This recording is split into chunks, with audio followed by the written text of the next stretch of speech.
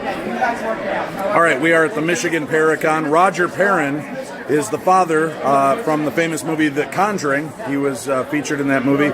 You've got your own stories, your own experiences, and of course, we know that the Hollywood version is quite a bit different than reality. Would you tell us one of your experiences that actually happened when you lived there at that farmhouse?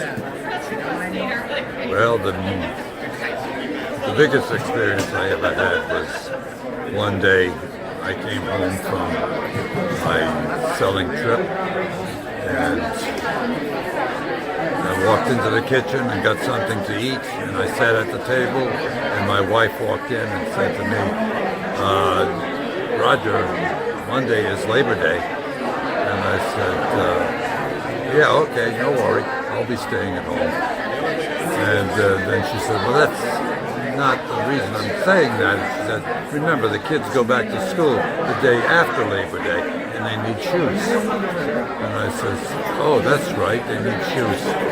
Can we do this tomorrow? I'm rather tired. She said, look, you finish eating, enjoy yourself. I'll take them over to Webster. We'll go to the Little Red Shoe House, and I'll get their shoes for them. And I says, okay, fine. So they took off. Well, they weren't gone 5, maybe 6, 8 minutes. And then I heard footsteps on the cellar stairs. So I looked into the foyer, and I didn't see anything yet until all of a sudden the cellar door opened. And it opened up about halfway, and there was like a veil or a cloud, or like almost like smoke came into the foyer, actually hiding the front door.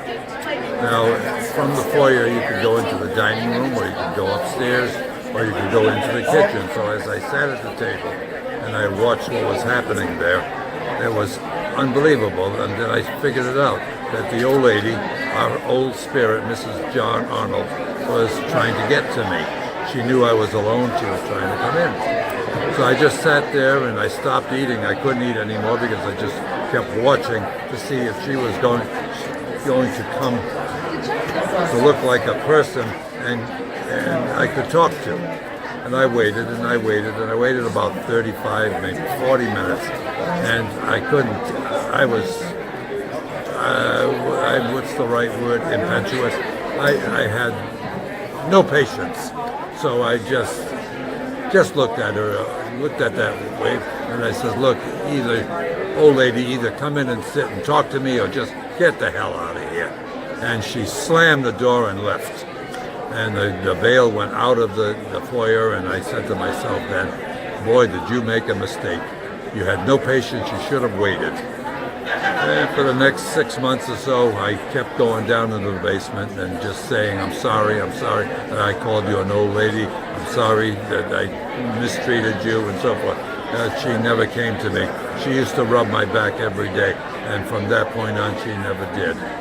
So I don't know, 6 months later, I got thirsty. I went into the kitchen, into the pantry, and I turned on the faucet and there was no water. I says, oh my God, something is wrong here. So I went down to the basement, I stood on the staircase going down, and I looked down, and sure enough, the old well pump, the big wheel, the belt was off and it was 5 feet away. So I figured somebody pulled it off of there and threw it across the floor. And it wasn't a floor, it was a dirt cellar.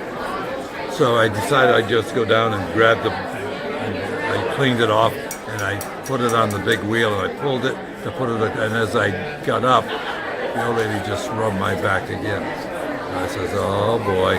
I says, you're back. You forgive me for if you really forgive me, rub my back again, and she did. And from that point on, for the next 6 or 7 years, she was there for me every day, doing this thing on my back. Very cool. Thank you, Roger. You're welcome.